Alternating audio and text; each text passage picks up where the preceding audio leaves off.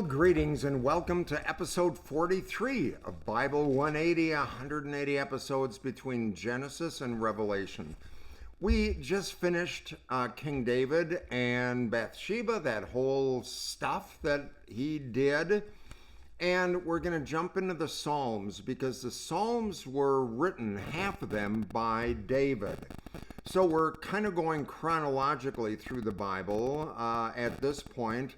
When something appears later in the Bible, like the collection of 150 Psalms, 75 of which David wrote, I'm going to talk about a couple of the Psalms in this one and two more episodes, because it's in the chronology that follows the story of the Bible, not necessarily in the order in which they're compiled in the Bible. So I'm going to talk today about Psalm 22, which is traditionally attributed to King David and was likely written during a time of intense personal struggle in his life. The Bible doesn't record the exact time that he wrote Psalm 22, but most scholars agree that it reflects seasons in David's life when he was pursued by some enemies, or felt abandoned, or felt in deep distress. Maybe when he was fleeing from Saul, who was seeking to kill him. And so he wrote, my God, why have you forsaken me?" Expressing a raw feeling of isolation and humiliation and danger.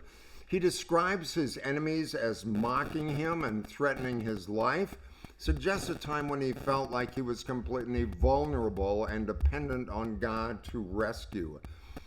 At the same time, Psalm 22 expresses, as we'll talk through it, a deep trust in God's faithfulness.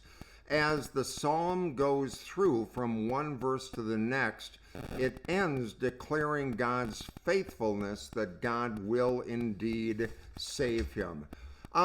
Remember, Jesus said from the cross, my God, why have you forsaken me?" Quoting Psalm 22. And what I'd like to do is tell you a little bit about the way that the psalm was written, maybe to understand the reason Jesus said it from the cross, not so much as a cry of dereliction or forsakenness, but as a cry of triumph. Keep that in mind for a moment while I tell you that there was a meeting of the joke tellers of America. Okay, they had this little book, and they knew the book by heart, the book of jokes. I don't know how many there were, but there was a book and they had jokes in them. They were all numbered. And so at the Joke Tellers of America meeting, they'd go around the room and one of them would call out a number referring to the joke that was numbered after that. So they'd say 27. They'd sit for a second and go, ha ha, and they'd start to laugh. There's 74, and they'd think, oh, and then they'd start to laugh. A newcomer to the meeting thought, wow, this is kind of cool. He asked the guy next to him, what are they doing? And he's telling him they're calling out numbers from the joke book. And he calls out the number 53. Nobody laughed. He said to the guy next to him, he said, how come they're not laughing? And he says, well, it's all in how you tell it, right? All in how you tell it. Well, when Jesus said, my God, why have you forsaken me?" Think about that, because the Psalms were the prayer book of the Bible for ancient Israel. The Psalms came in various forms: praise psalms, coronation psalms, psalms of worship, royal psalms, creation psalms. One of the most common forms of Psalms is a lament psalm, either a community lament psalm that Israel would pray, or an individual lament psalm like, my God, why have you forsaken me? Lament psalms, complaining, commiserating about something that's going on, is a common form of the Psalms, 150 Psalms. They mostly fall into individual or community lament, or individual or community praise. So what's fascinating is that the lament psalms all have a similar format, a 4-part format. They begin with a complaint, like, It's a statement of crisis. How long, O Lord, will you forget me?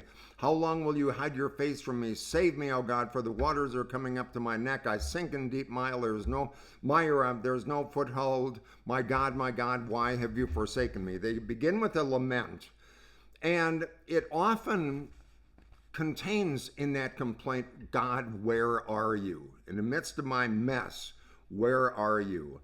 Second part of a lament psalm recalls God's past goodness and guidance. After the complaint and accusation, the writer of the psalm looks back, reflects a little bit, and says, God, remember how you delivered our mothers and fathers out of slavery. Remember how you gave them manna. Remember how you brought me out of the pit. Third part of the psalm asks God for help in the current situation. So you can see the flow. First, a complaint and accusation. My God, why have you forsaken me? Second part, God, you helped me in the past. Third part, God, help me now. Okay? God, I need your help right now. I'm in a mess and I can't get out of it. And then the fourth part of the psalm, of the lament psalms, give praise to God for helping them through. Lament psalms, even though they begin with abandonment, end with praise. Now, those four stages of lament psalms, complaint, accusation, recalling God's past goodness, asking for God's help in the present, and then praising God, all are the form of lament psalms, because the Psalms were the prayer book of the Bible, and they were also the pastoral care book for the people of Israel. In Jesus' time, you couldn't sit down and talk with a shrink to talk out your problems, but you could look at the Psalms to help you face what you're going through.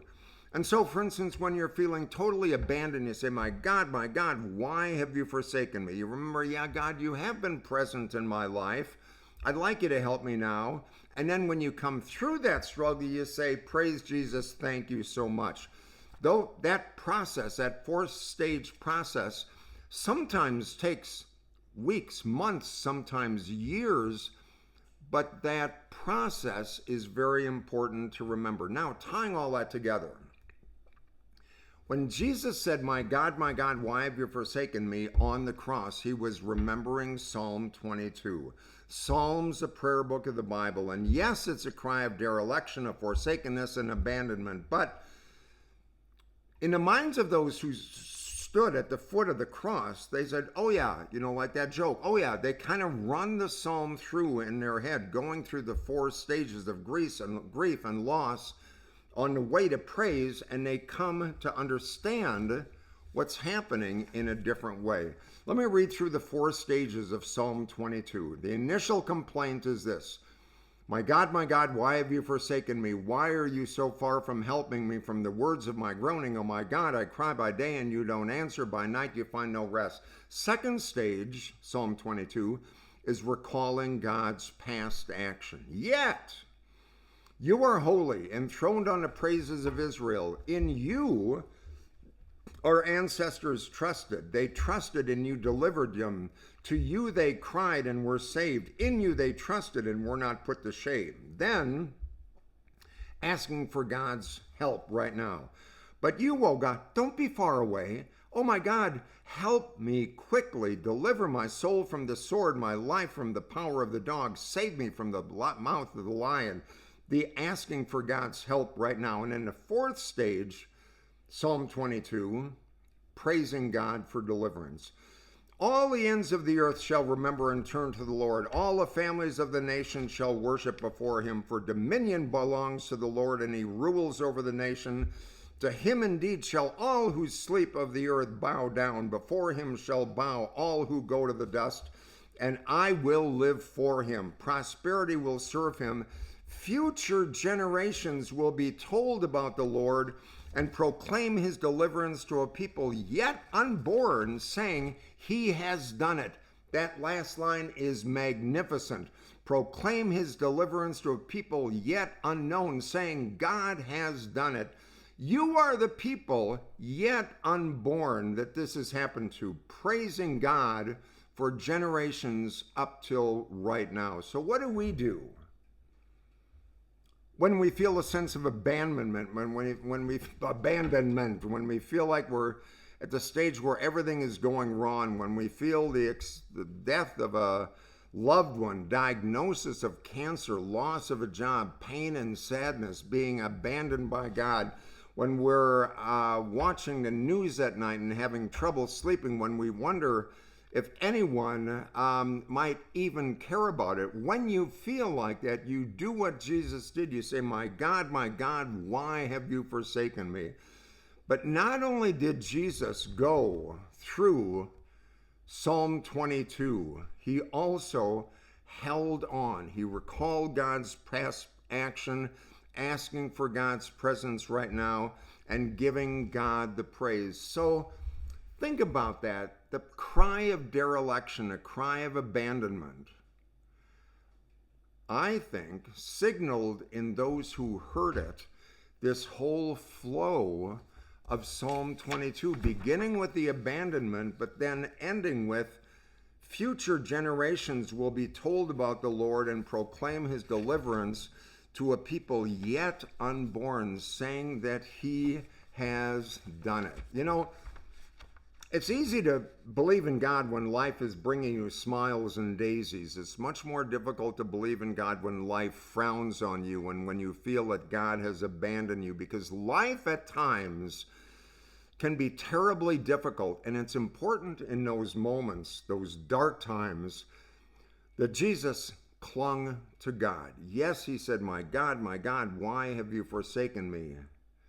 And yet, through that whole process, his deliverance will be told to a generation yet unborn. It's a wonderful psalm that David wrote, naming the abandonment, but also claiming God's promises to a generation yet unborn.